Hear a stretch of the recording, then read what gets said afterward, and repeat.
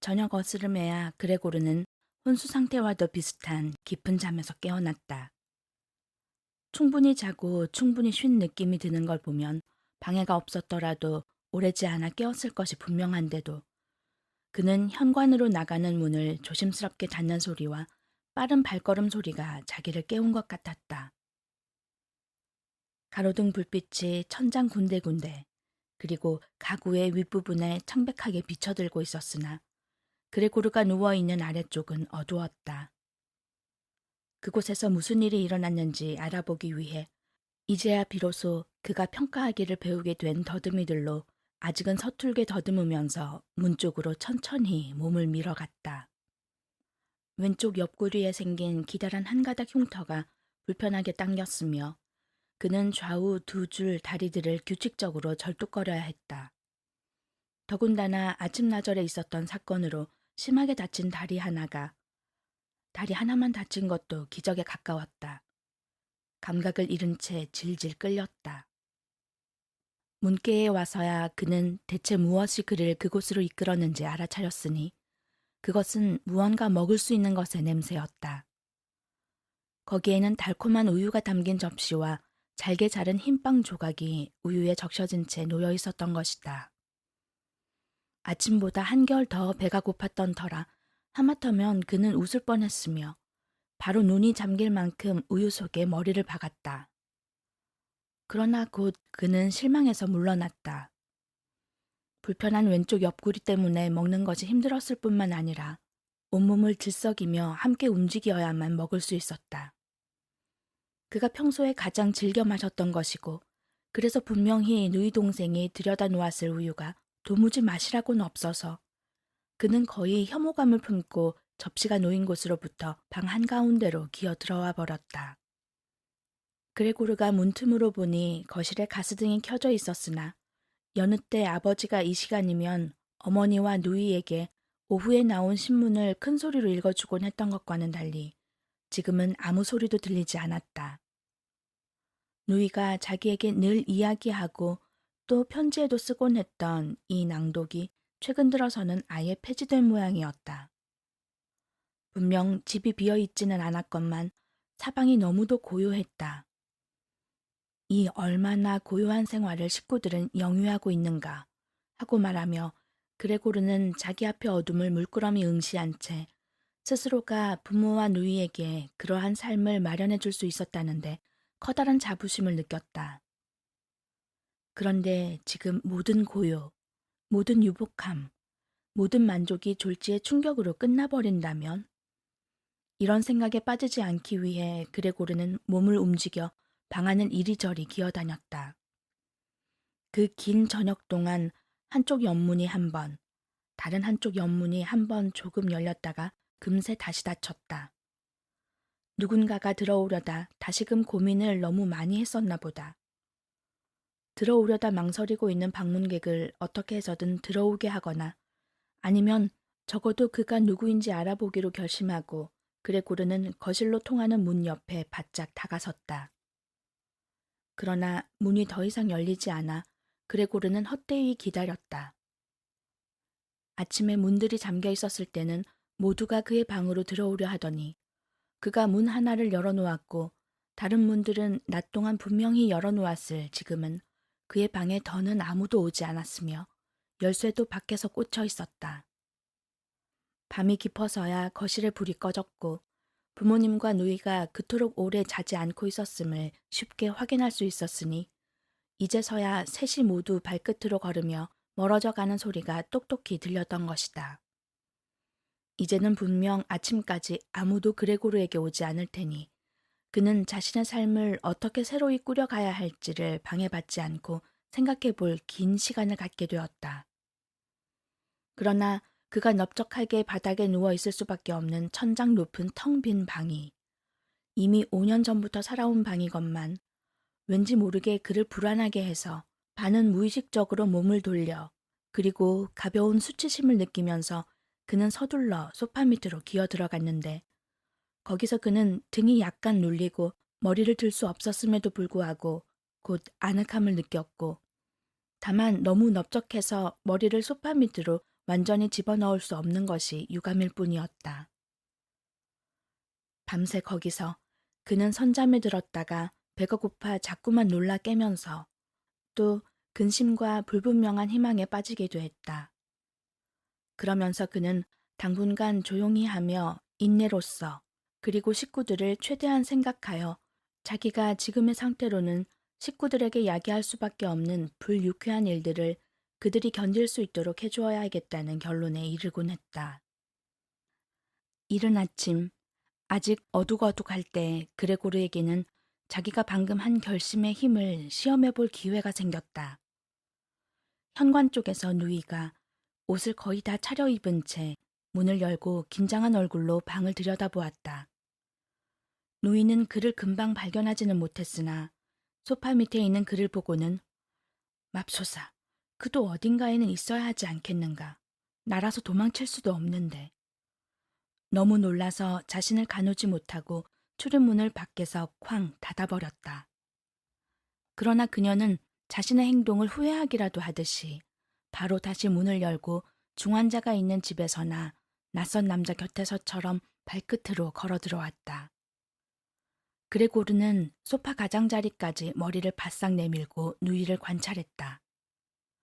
그녀는 그가 우유를 먹지 않았다는 것, 더욱이 결코 배가 고프지 않아서가 아님을 알아차리고 그에게 좀 더 맞는 다른 음식을 가져올 것인가? 누이 스스로 그렇게 하지 않는다면 그는 그녀가 그것을 알아차리게 하느니 차라리 굶어 죽을 작정이었다.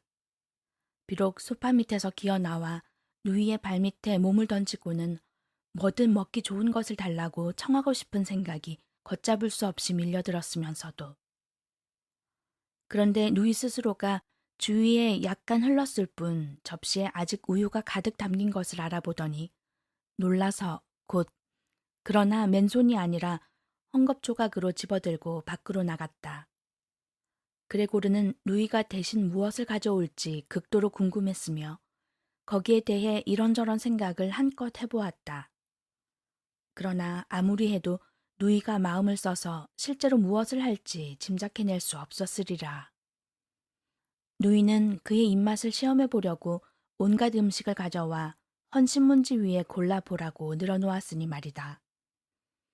반쯤 상한 오래된 야채, 저녁 식사에서 남은 화이트 소스가 굳은 채 잔뜩 묻은 뼈다귀, 건포도와 편도 몇 개, 그레고르가 이틀 전에 맛이 없다고 했던 치즈 한 조각, 마른 빵 하나, 버터 바른 빵 하나, 버터 바르고 소금을 뿌린 빵 하나가 있었다. 그 밖에 그 모든 것에 추가하여 틀림없이 그레고르만의 것으로 정해졌을 접시를 갖다 놓고 거기에 물을 따랐다. 그러고는 그레고르가 그녀 앞에서는 먹지 않으리라는 것을 알았는지 세심히 신경 써 급히 방을 나가면서 원하는 대로 편안히 있어도 좋음을 그레고르만이 알아차릴 수 있도록 열쇠를 돌려 잠가주기까지 했다. 음식을 먹으러 갈 때는 그레고르의 작은 다리들이 윙윙거렸다. 어쨌든 상처는 벌써 깨끗이 나은 게 틀림없었으니 그는 조금도 장애를 느끼지 못했으며 거기에 대해 놀라며 한 달 전 칼에 손가락을 아주 조금 베었던 일과 그 베인 곳이 그저께까지만 해도 꽤 아팠던 일을 생각했다. 지금 나는 감각이 무디어졌단 말인가? 하고 생각하며 그는 어느새 다른 모든 음식보다 즉시 그리고 강렬하게 구미가 당기는 치즈를 탐욕스럽게 빨아먹었다. 만족감에 눈물까지 흘리며 그는 치즈, 야채, 소스를 정신없이 잇따라 먹어치웠다. 반면 신선한 음식은 맛이 없었고 냄새조차 견딜 수가 없어서 그가 먹고 싶은 것들을 그것들로부터 조금 끌어다 놓기까지 했다. 누이 동생이 물러가 있으라는 신호로 천천히 열쇠를 돌렸을 때 그는 벌써 모든 것을 끝내고 그 자리에 게으르게 드러누워 있었다. 거의 낮잠이 들었다가 열쇠 돌리는 소리에 그는 깜짝 놀라서 일어나 서둘러 다시 소파 밑으로 기어 들어갔다. 그런데 누이 동생이 방 안에 있던 짧은 시간 동안에도 소파 밑에 들어가 있는 일에 그로서는 커다란 자기 극복이 필요했으니 실컷 먹은 덕분에 그의 몸이 다소 둥그렇게 부풀어 그 협소한 곳에서 숨조차 제대로 쉴 수 없었던 것이다. 문득문득 숨이 턱턱 막혀오는 가운데 그는 툭 붉어진 눈을 쑥 내밀고 아무 영문도 모르는 누이가 빗자루로 그가 먹다 남긴 것뿐만 아니라 그레고르가 손도 대지 않은 음식들까지 아무짝에도 쓸데없다는 듯 쓸어 모아 재빨리 양동이에 쏟아붓고는 나무 뚜껑을 닫아서 죄다 내다버리는 것을 지켜보았다. 그녀가 몸을 돌리자마자 그레고르는 소파 밑에서 기어 나와 몸을 쭉 뻗고 부풀렸다.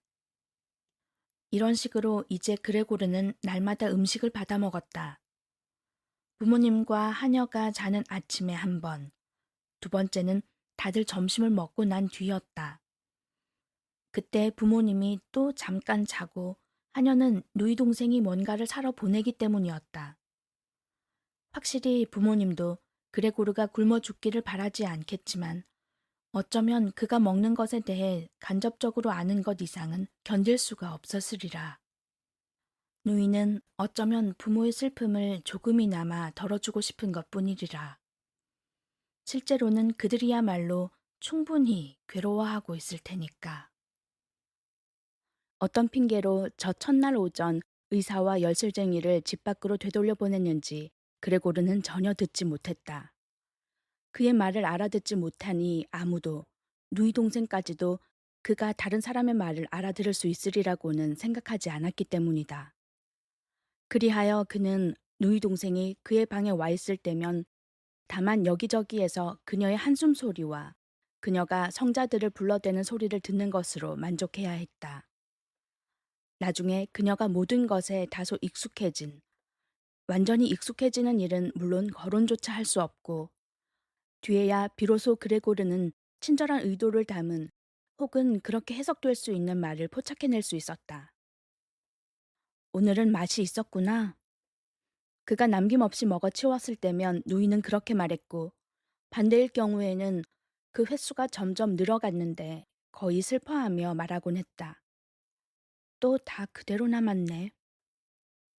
그러나 새로운 소식을 직접 듣지는 못했지만 그는 많은 것을 옆방으로부터 들었으니 목소리가 들렸다 하면 그는 얼른 목소리가 들리는 쪽 방문으로 달려가 온몸을 문에 바짝 갖다 댔다.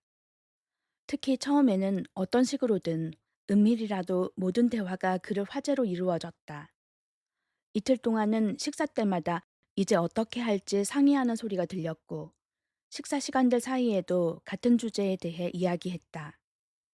그도 그럴 것이 아무도 혼자는 집에 있으려 하지 않았고 그렇다고 집을 아주 비울 수도 없었기 때문이었다.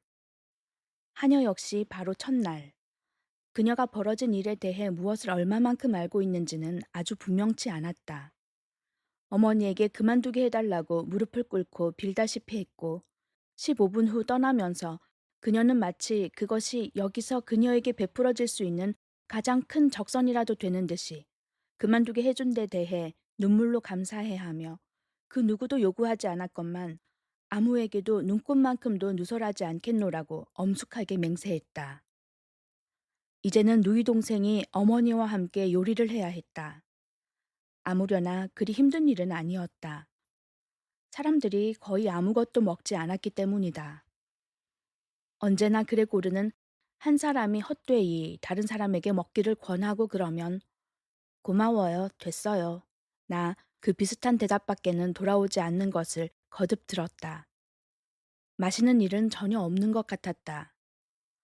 이따금씩 누이 동생이 아버지에게 맥주를 들겠느냐고 물었고 직접 가져오겠다고 진심으로 제의를 했는데 아버지가 말이 없으면 누이는 아버지가 이런저런 생각을 하시지 않게끔 관리실 아주머니를 보낼 수도 있다고 말했고 그러면 마침내 아버지가 커다랗게 그만둬 라고 하시고 그러면 더 이상 거기에 대해서는 이야기하지 않았다.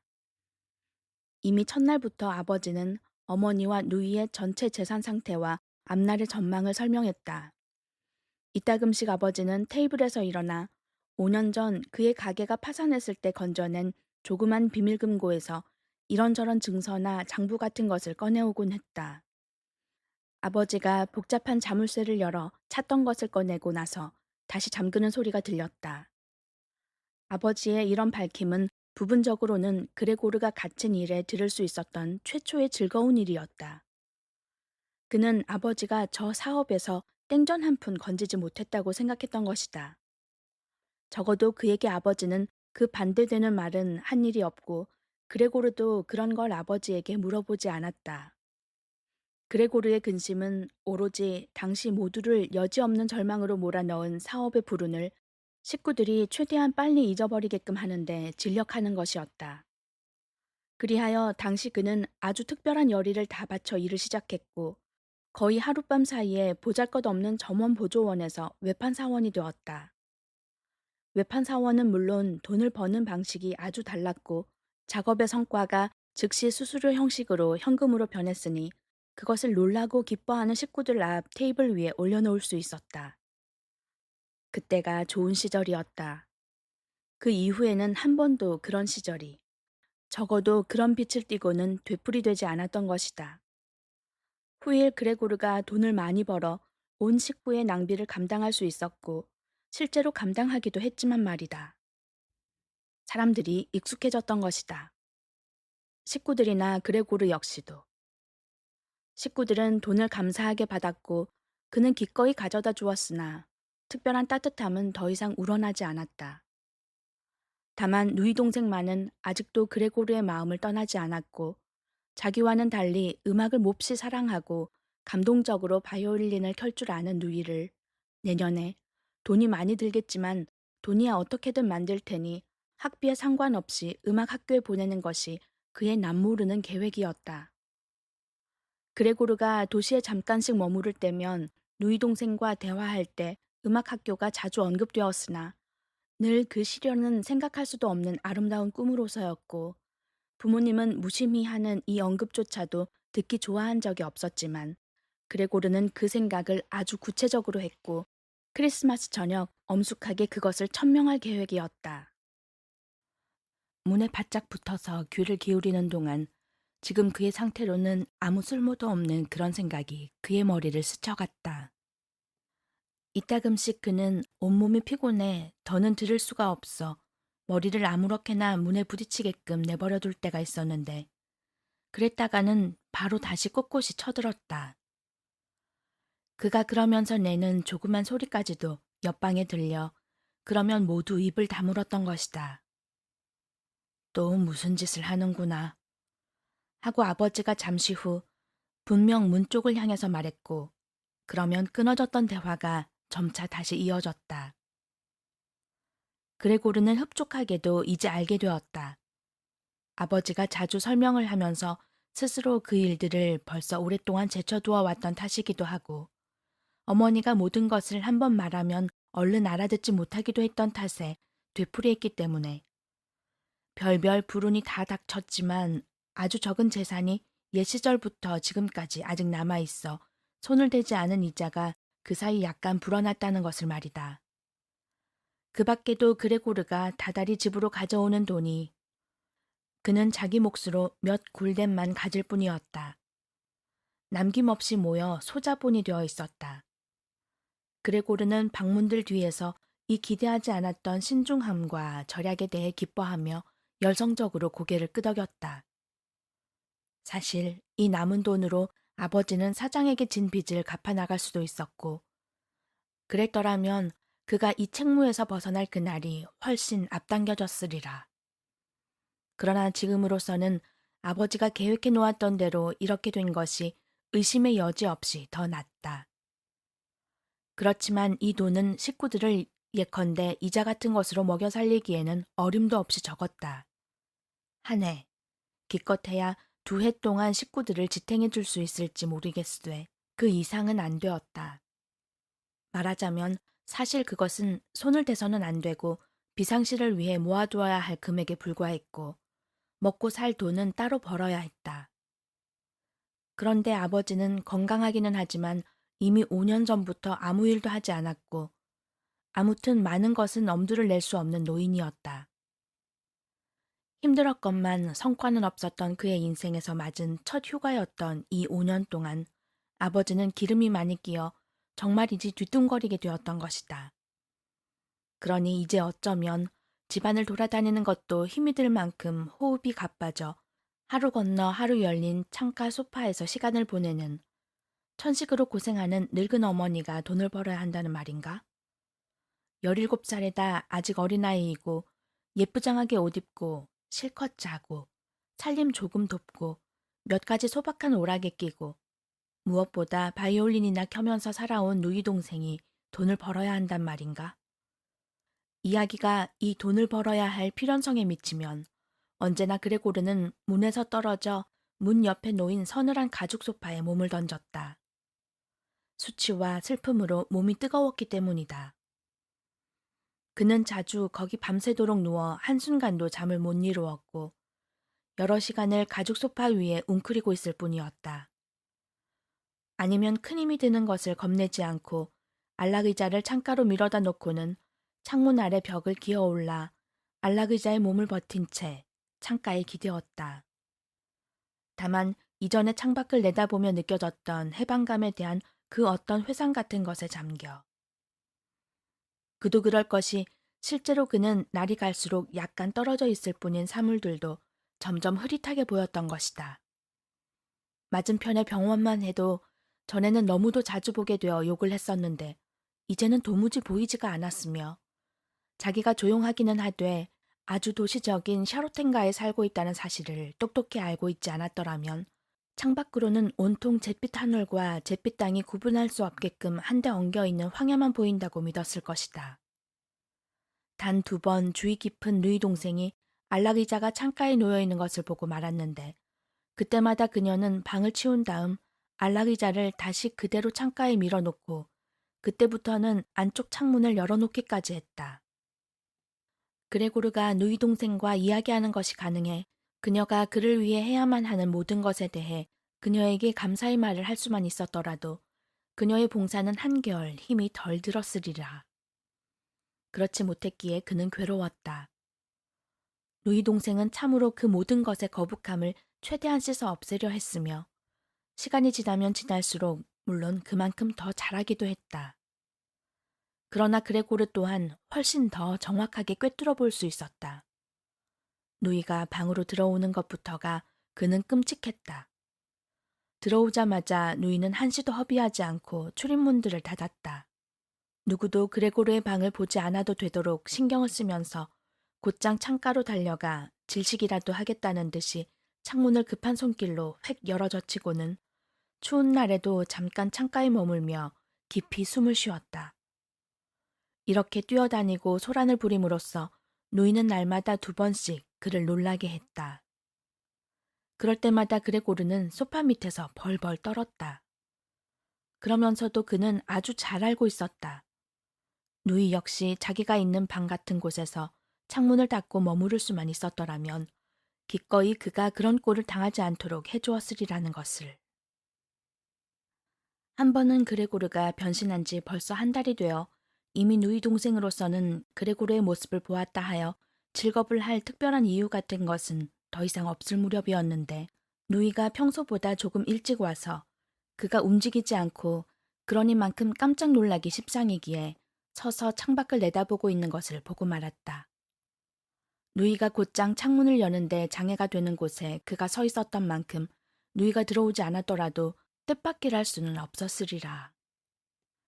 그러나 누이는 들어오지 않았을 뿐만 아니라 펄쩍 뒤로 물러서며 문을 닫고 나갔다.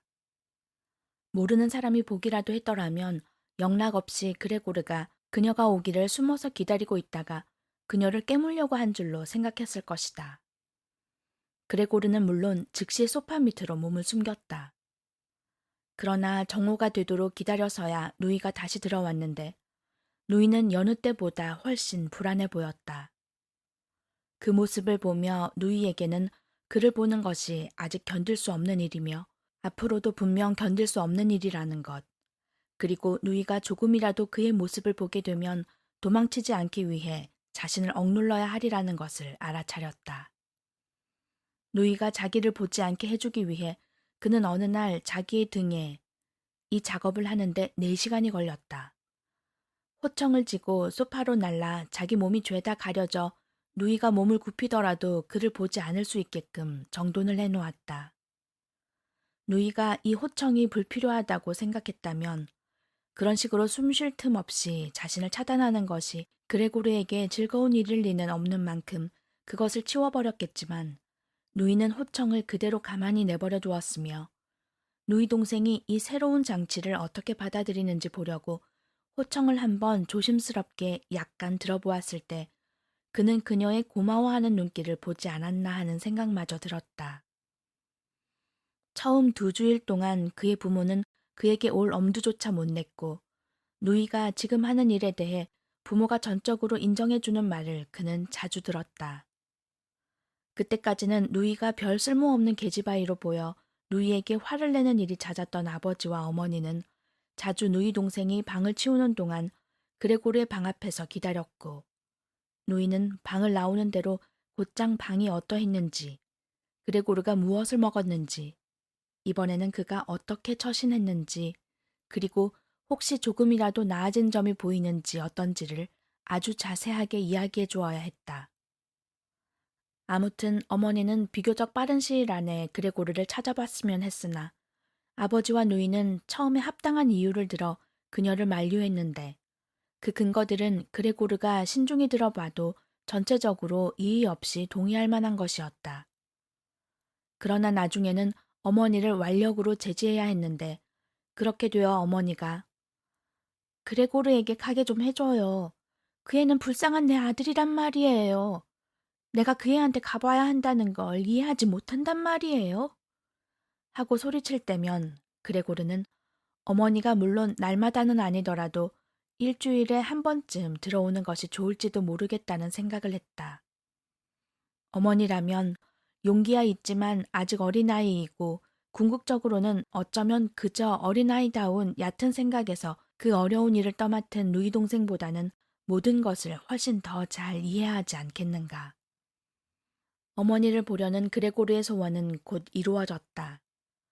낮 동안에 그레고르는 부모님을 생각해서라도 창가에 있는 모습을 보이고 싶지 않았으나 몇 제곱미터 되지 않는 방바닥을 많이 기어다닐 수도 없었고 가만히 누워있는 일은 밤에만 하기에도 힘들었으며 먹는 일도 그에게 더 이상은 전혀 낙이 되지 않아서 그는 기분풀이로 벽과 천장을 이리저리 가로질러 기어다니는 습관을 들였다.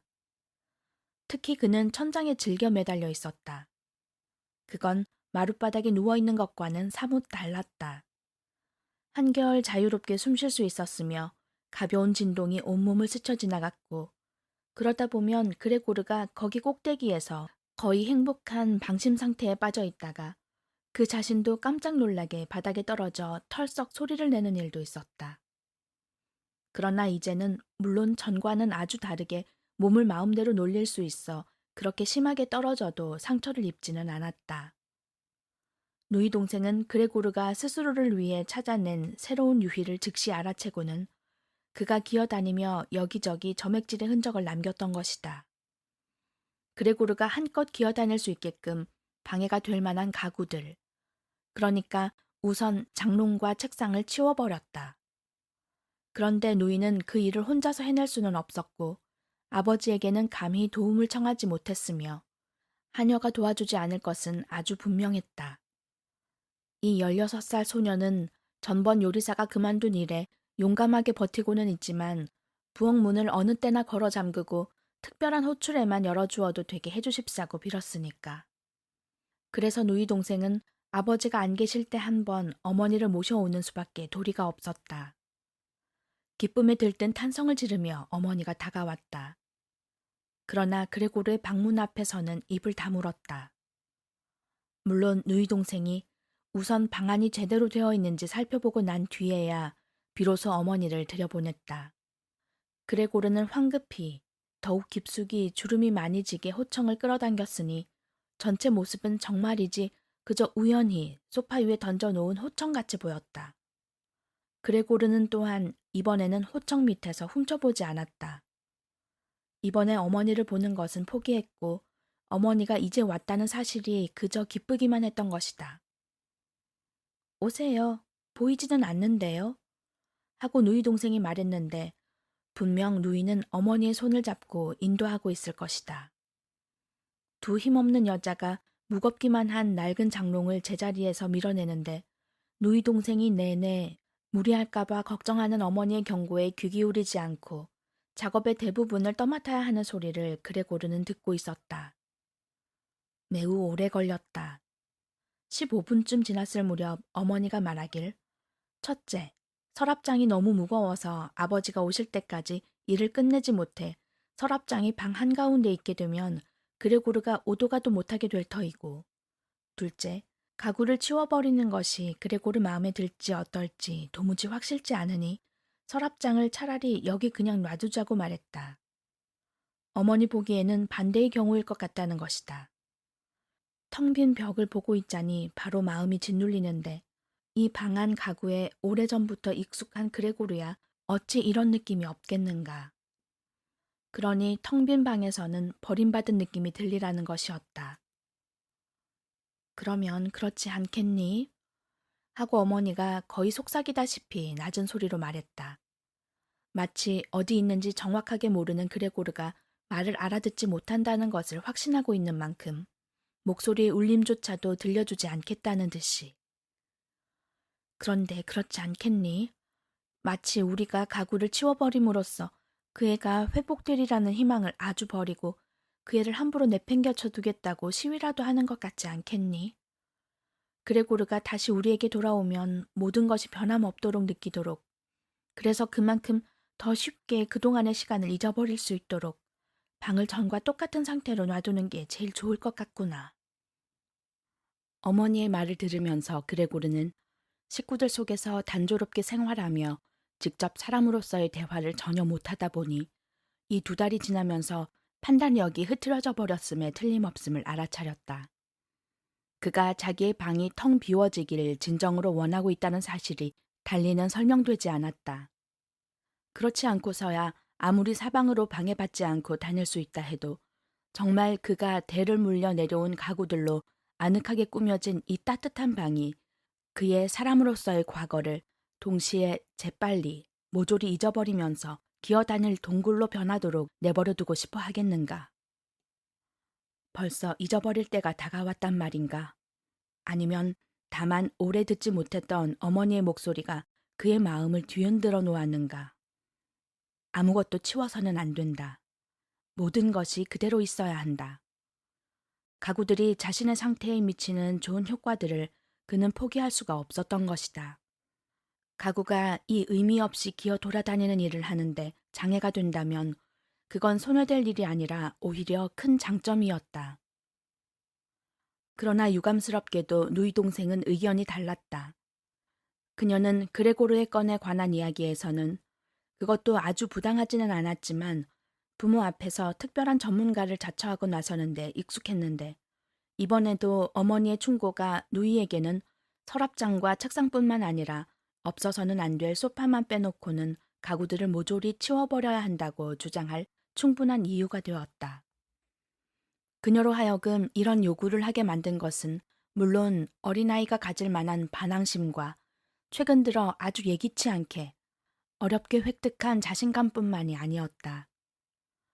누이는 실제로 그레고르가 기어다닐 많은 공간을 필요로 하는 반면 가구들은 최소한 겉으로 보기에는 그에게 조금도 쓸모가 없다는 사실을 실제로 관찰하기도 했던 것이다. 어쩌면 무슨 일이건 할 수 있는 데까지 해야 성이 차는 그 나이 소녀의 몽환적인 감각이 한몫을 하여 그레테로 하여금 그레고르의 입장을 한층 충격적인 것으로 만들도록, 그러면 지금까지보다 더욱더 그를 위해 무언가를 해주어야 하게끔 유혹하고 있는지도 몰랐다. 그도 그럴 것이 텅 빈 내벽 가운데에 그레고르 혼자만 달랑 남아있으면 그런 방에는 그레테 말고는 아무도 감히 발을 들여놓을 엄두를 못 낼 테니 말이다. 그리하여 누이는 어머니가 말리는데도 결심을 꺾지 않았고 이 방 안에 있는 것만으로도 불안하여 어쩔 줄 몰라 하는 어머니는 곧 입을 다물었고 서랍장을 내가는 누이 동생을 힘껏 도왔다. 그런데 그레고르는 서랍장이야 비상시에는 없이 지낼 수도 있었으나 책상만 해도 꼭 필요한 것이었다. 두 여자가 서랍장을 신음소리를 내며 그것에 몸을 바짝 붙인 채 방 바깥으로 내가자마자 그레고르는 머리를 소파 밖으로 내밀었다. 자기가 조심스럽게, 되도록 신중하게 개입할 수 있을지 보기 위해. 그러나 불행하게도 먼저 되돌아온 것은 어머니였다. 그레테는 옆방에서 서랍장을 부둥켜 안고 물론 그 자리에서 조금도 움직이지 못하면서 혼자서 이리저리 흔들어 보는 중이었다. 그런데 어머니는 그레고르를 보는데 익숙하지 않았으니 어머니의 마음을 상하게 해드릴 수는 없어서 그레고르는 놀라서 얼른 뒷걸음질을 쳐 소파의 다른 쪽 끝까지 갔으나 호청 앞부분이 약간 흔들리는 것을 막을 도리는 없었다. 그것은 어머니의 주의를 끌기에 충분했다. 어머니는 멈칫하며 잠깐 가만히 서 있다가 그레테에게 돌아갔다. 그레고르는 거듭거듭 별일이 아니라 그저 가구 몇 가지의 자리를 바꾸어 놓는 것일 뿐이라고 스스로에게 말했지만 금방 이 여자들이 들락날락하는 소리, 작게 부르는 소리, 가구들이 바닥에 끌리는 소리가 그에게는 사면에서 다가오는 커다란 폭동 같았음을 인정하지 않을 수 없었고 머리와 다리들을 바싹 오그리고 몸을 바닥에 납작하게 붙였건만 이 모든 것을 오래는 견디지 못하겠노라고 중얼거릴 수밖에 없었다. 그들은 그의 방을 말끔히 치워버렸다. 그가 아끼던 모든 것을 그로부터 앗아갔다.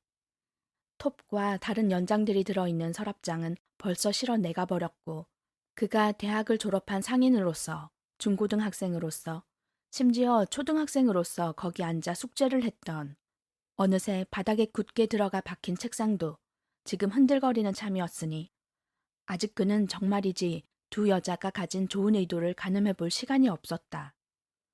그들의 존재마저도 그는 거의 잊어버리고 있었다.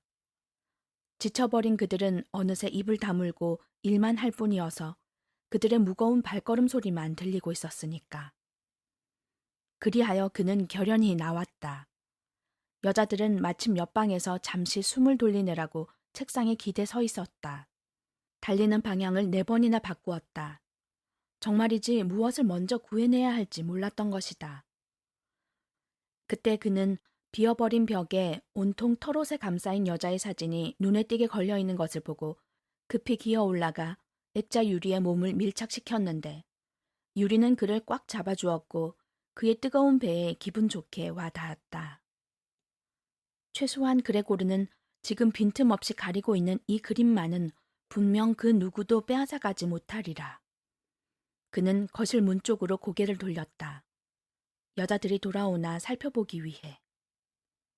그들은 얼마 쉬지 않고 되돌아왔는데 그레테는 팔을 둘러 어머니를 들다시피 하고 있었다. 그럼 이젠 뭘래 가지? 하며 그레테가 둘러보았다. 그때 그녀의 시선이 벽에 붙어있는 그레고르의 시선과 엇갈렸다. 아마도 노인은 오로지 어머니가 거기 있어 평정을 유지하는 듯 어머니가 둘러보지 않게끔 자기 얼굴을 어머니 쪽으로 돌리더니 떨면서 되는 대로 아무렇게나 말했다. 가요. 우리 거실로 잠깐 되돌아가는 게 좋겠지요? 그레고르가 보기에는 그레테의 의도는 분명했다. 노인은 어머니를 안전하게 해놓고 나서 그를 벽에서 쫓아내리려는 것이었다. 그렇다면 해보라지. 그는 그의 그림 위에 앉았고 그걸 내주지 않을 것이다. 차라리 그레테의 얼굴로 뛰어들면 뛰어들었지.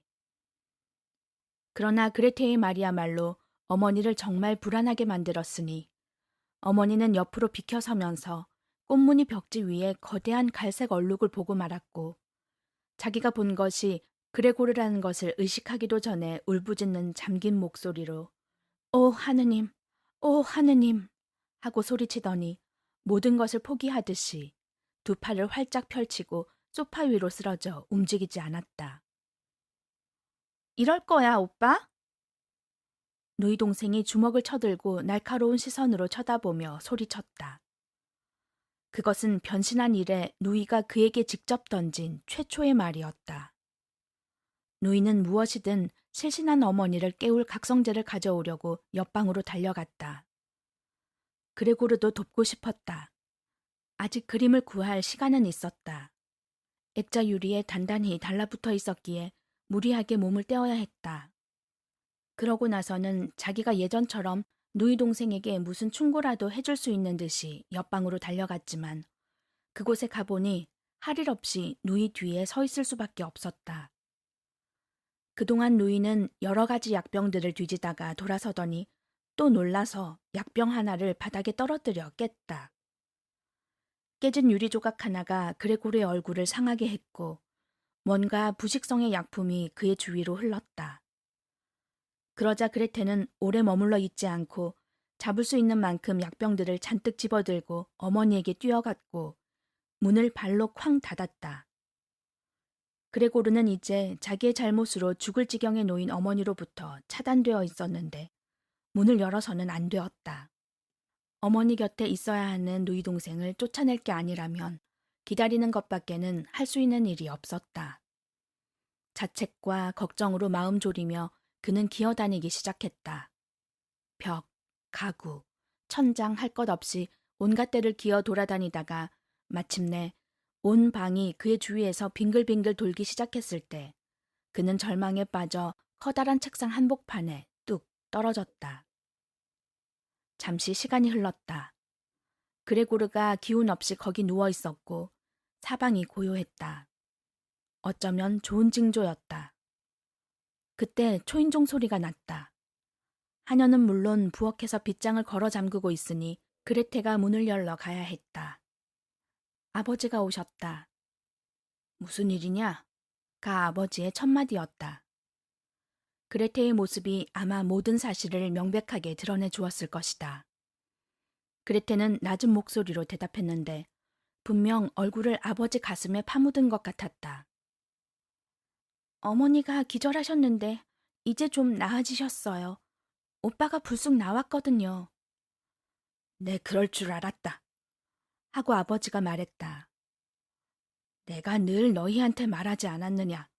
그래도 너희 여자들은 들으려 하지 않았어.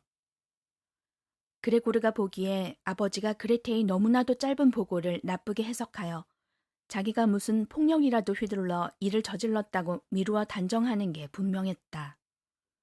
그래서 그레고르는 지금 아버지를 진정시킬 방도를 구해야 했다.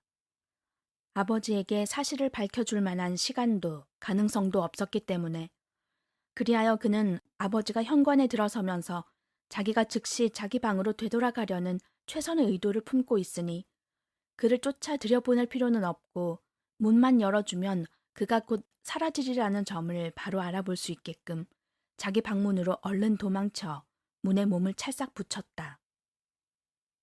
그러나 아버지는 그런 섬세함 따위를 알아차릴 기분이 아니었다. 아! 하고 아버지는 들어서자마자 소리쳤는데 화도 나고 동시에 기쁘기도 하다는 듯한 음색이었다. 그레고르는 문에서 고개를 돌려 아버지를 마주보며 쳐들었다. 아버지를 그렇게는 지금 거기 서 있는 것과 같은 모습으로는 정말이지 상상하지 못했었다. 아무려나 그는 최근 들어 그전처럼 집안에서 일어나는 다른 일들에 대해 걱정할 시간을 새로운 종류의 기어 돌아다니는 일에 허비해버렸는데 실은 변화된 상황을 맞닥뜨릴 마음의 준비를 해야 할 터였다. 그럼에도 불구하고 저 사람이 아버지란 말인가? 전에 그레고르가 업무 여행에서 돌아오면 지쳐서 침대에 묻혀 누워있던 사람. 집으로 돌아오는 저녁이면 제대로 일어설 수도 없어 반가움의 표시로 다만 팔을 들어 올리며 가운을 입은 채 등받이 의자에 앉아 그를 맞아주던 사람. 1년에 몇 번 일요일이나 특별한 휴일에 어쩌다 함께 산보라도 나가면 그렇지 않아도 워낙 천천히 걷는 어머니와 그레고르 사이에서 낡은 외투에 감싸인 채 더 천천히 걸으며 언제나 조심스럽게 지팡이를 떼어놓으며 앞으로 나아갔고 무슨 말이라도 하려면 거의 언제나 멈춰서서 같이 가던 사람들을 불러 세우던 사람. 바로 그 사람이란 말인가? 그런데 지금 아버지는 꼿꼿이 똑바로 서 있다. 은행 사원들이 입는 것 같은 금단추가 달린 빳빳한 푸른색 제복을 입었는데 저고리에 높고 빳빳한 깃 위로 억색의 두 겹 턱이 솟아 있었으며 수북한 눈썹 아래로는 생기 있고 주의 깊게 검은 눈빛이 뿜어져 나오고 있었고 여느 때 봉두난발이었던 흰머리는 거북할 만큼 한 올도 흐트림 없이 빛나는 가르마를 타서 납작하게 빗질한 상태였다. 아버지는 아마 은행의 이니셜일 금빛 이니셜이 박힌 모자를 온 방안 위로 한 바퀴 휘둘러 소파 위로 던지더니 기다란 제복 저고리에 양소매를 걷어붙이고 두 손을 바지 주머니에 찌른 채 얼굴을 찌푸리고 그레고르를 향해 왔다. 무엇을 할 작정인지는 아마 아버지 자신도 모르는 듯 그러면서도 두 발을 유난히 높이 들어 올리며 걸었는데 그레고르는 그의 장화 밑창의 엄청난 크기에 놀랐다. 그렇지만 그는 그런 것에 구애받지 않았다. 새로운 생활이 시작된 첫날부터 그는 아버지가 자기에 대해서는 오로지 최대한 엄격하게 대하는 것이 적절하다고 생각하고 있음을 알았던 것이다. 그래서 그는 아버지 앞에서 달아났다가 아버지가 멈추면 멈추고 아버지가 움직이면 다시 앞으로 달렸다. 그렇게 하여 부자는 방을 몇 바퀴 돌았다. 아무런 결정적인 일도 일어나지 않은 채 그 모든 일이 매우 느린 속도로 진행됨으로써 쫓고 쫓긴다는 인상도 주지 않은 채.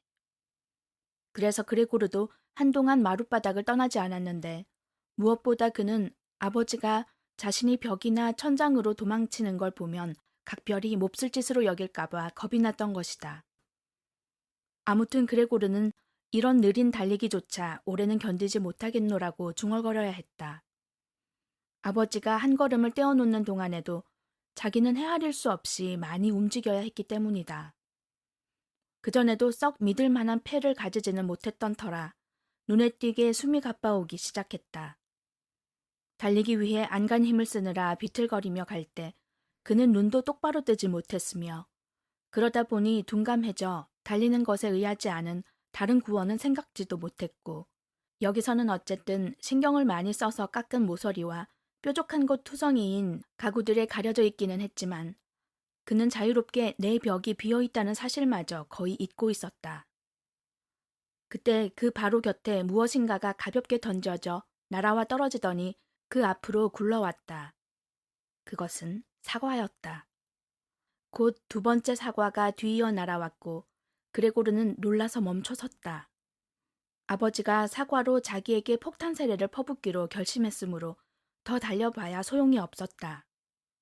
식탁 위에 있던 과일 접시에서 아버지는 주머니에 사과를 가득 채워 가지고 와 얼마간은 제대로 겨냥도 하지 않은 채 연이어 집어던졌다.